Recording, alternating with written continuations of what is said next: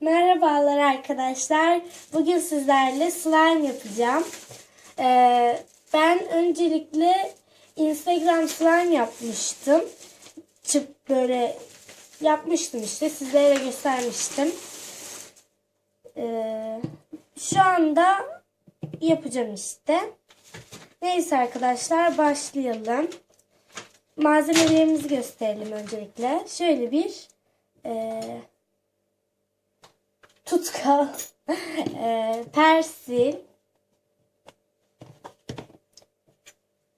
tatlı kaşığı ve tabak,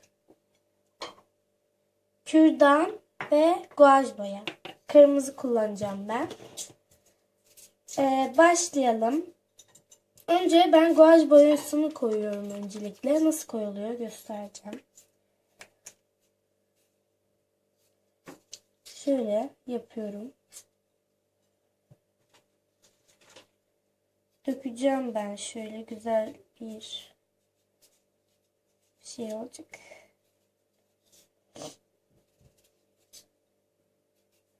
Evet. Hemen kapatalım şöyle.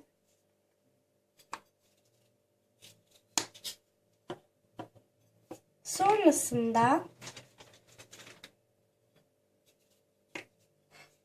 böyle oldu.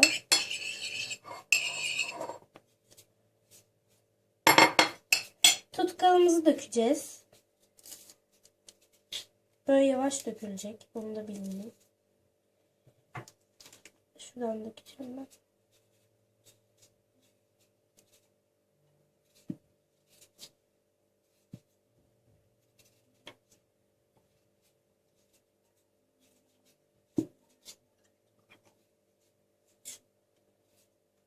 Önce bir karıştıralım arkadaşlar.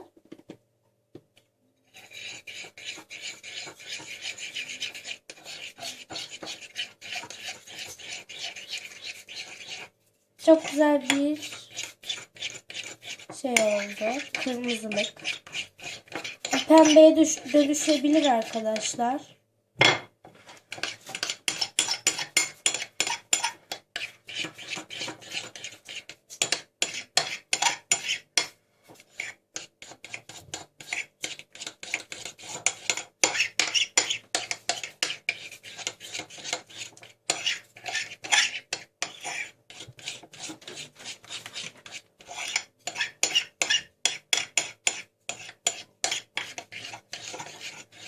Dönüşebilir dedim ama ben biraz daha katacağım kırmızı.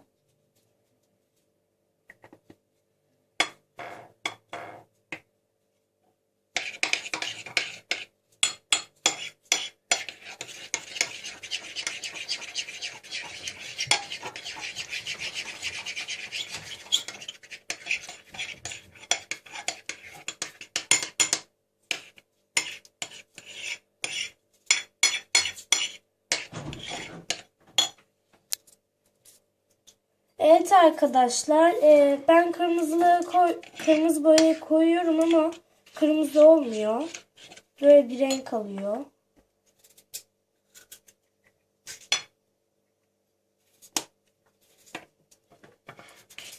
Neyse boş verin, pembe olsun.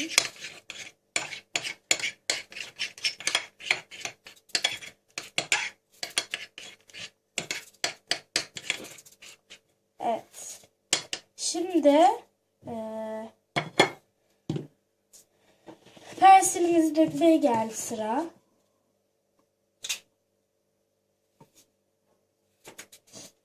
Pembe persilim var benim. Şöyle döküyorum. Sonra karıştırmaya başlıyorum.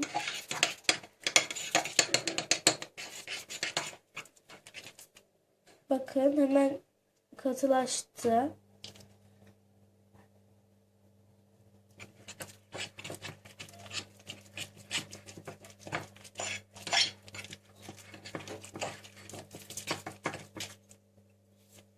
Çok güzel bir slime.